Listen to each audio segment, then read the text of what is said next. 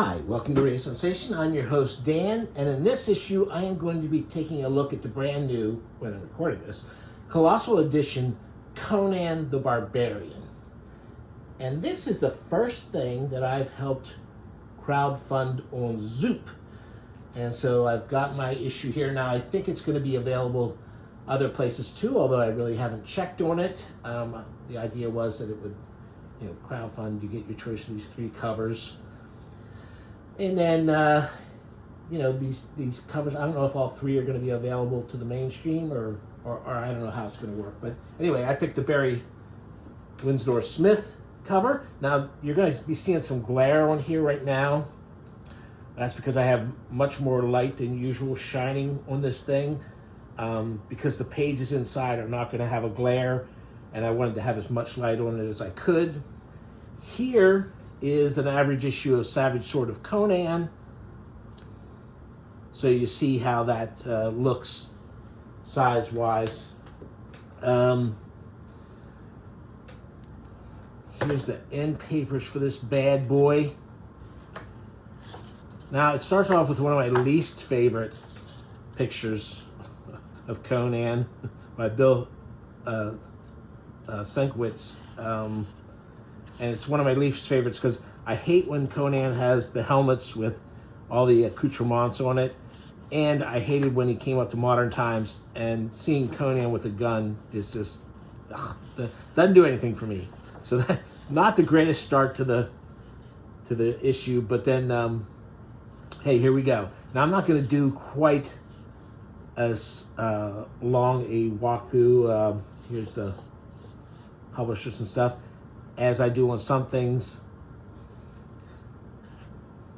but I'll try and give you a good overview. Some nice full-size images. A little talk about, Roy Thomas does the introduction. Now, here's the table of contents. So it says title, issue, inker, and year. All great stuff to know.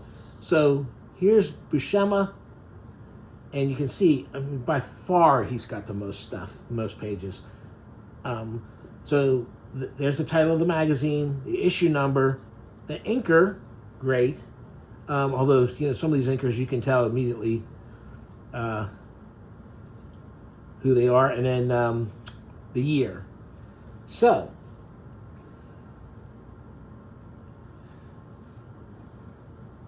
I'm trying to, so Buscema, Gil Kane, Barry Windsor-Smith, Art Adams, Neil Adams, Alfredo Alcala, Tim Conrad has a couple pages, but you can see here at the end, a lot of these people only have one page. They like have a pinup or something that they did for Savage Sword, either or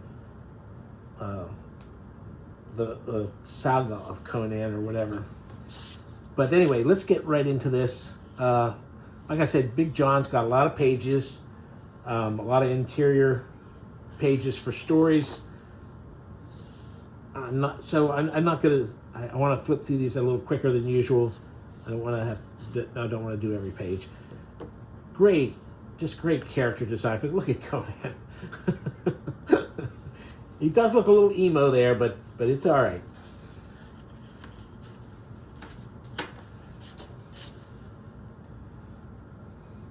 Wow. Fantastic heavy stock paper. The way these have been reproduced. They've got all the margin notes, stuff like that. Just great panel after great panel with John.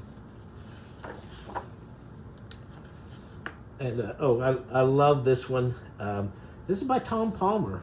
I remember this issue very well, and this character. There were a lot of great stuff. That's a great character design there. That is so good. And the acting that he does, he has his character go through here as he realizes that the ring he's put on, that he's fought for, cheated for, killed for, is gonna kill him. Great. Nice lizard there.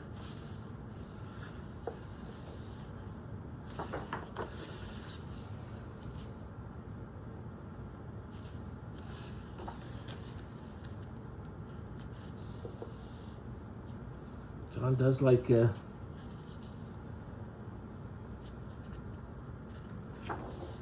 those covers.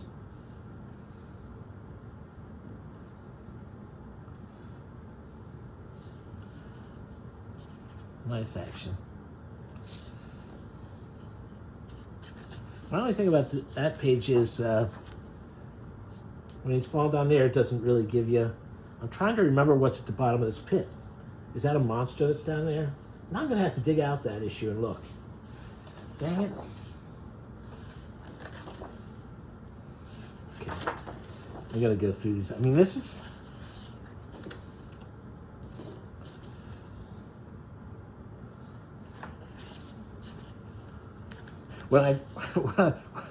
When I first flipped through this, for a second I thought it was the Eiffel Tower there in the background. So I'm like, what the heck? I never read this. I'm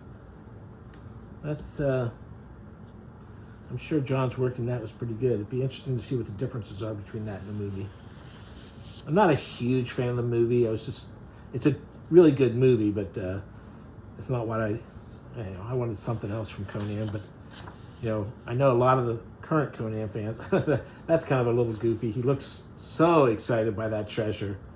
Much more excited than I think I've ever seen him anywhere else. Great zombie. That monster's a little goofy there. It's hard to draw a good humanoid without a nose. Let's see here. I remember that one, that cursed...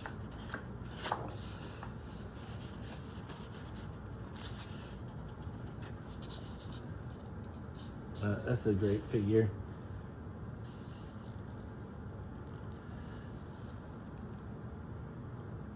John Costanza did the ink on that. Now here's Gil. God, I remember when Gil Kane for a while was doing so many of the Marvel covers. I mean, just a huge amount of covers. They seemed to discover that he was somebody who could do a good cover that would draw people in, so he was doing it for all over Marvel. I mean, so many covers. Inks by Tom Sutton. I don't know. Gil's face is sometimes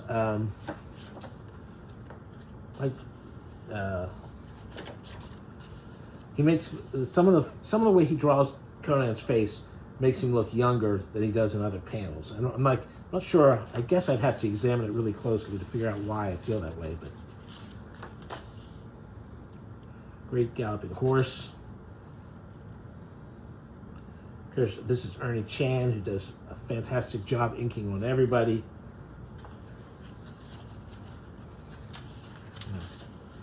All right, let's go a little quicker through this.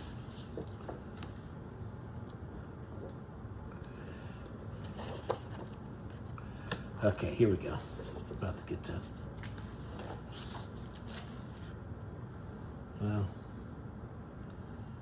yeah, again, Ernie Chan. All right, now we're on Barry Windsor-Smith, the artist that introduced me to Conan. And man, these are so sentimental to me, and it's wild the progression of Barry's art in just a few issues. It's all, this is all so, this stuff, man, so good. I love the way he draws Conan, this young guy, but you can tell he's like tough as hell. Now, I don't like accoutrements on helmets. I've stated it before. I think this early helmet of Conan's works okay because it's those two little horns there, they really aren't all that crazy. And you see there's some good just really good figure work here. Man, it's just so... This is just so cool. I love seeing it like this. I mean, this bar fight seems, it escalates pretty quickly. Here it seems like just a shoving match, and then, boy, it goes up a notch really quick. This is just a great issue. This was like issue 6. It's an early one. It's already just growing in leaps and bounds. It's fantastic characters. A great monster here at the end. These are a lot of good pages.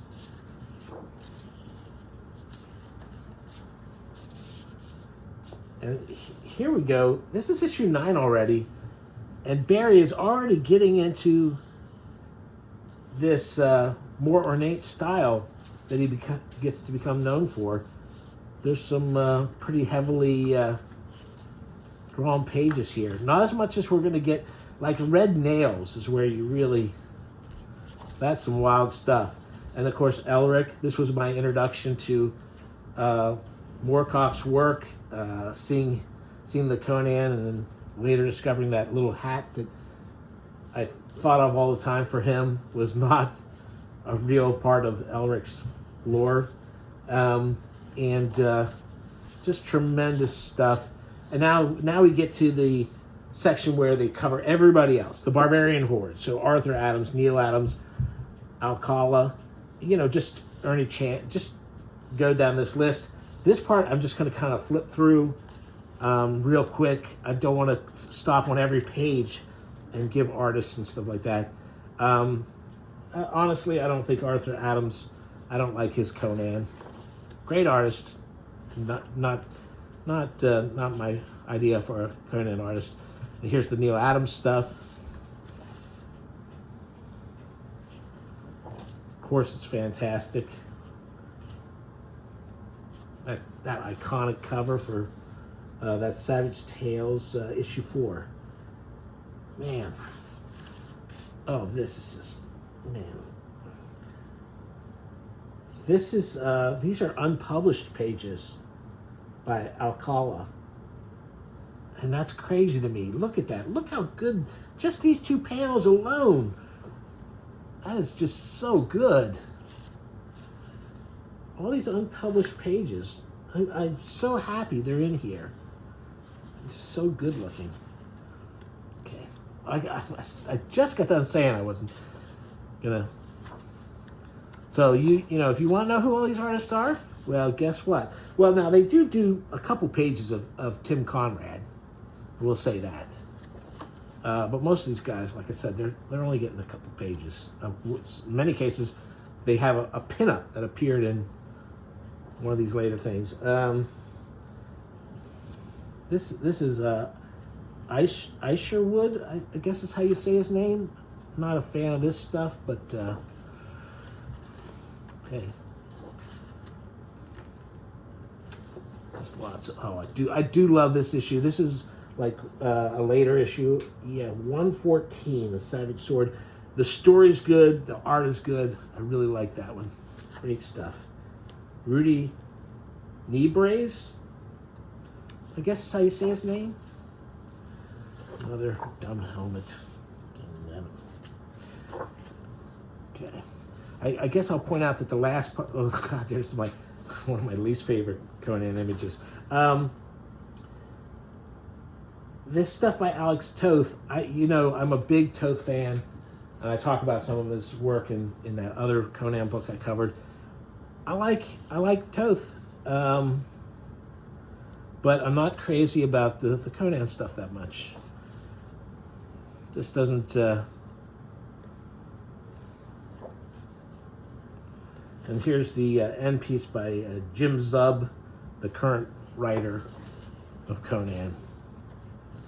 All right, so hopefully that gives you an idea about whether or not you like this book, whether or not you think it's worth. Yeah, it's costly, so I think it's absolutely worth it. I really like it. And anyway, I'll talk to you later.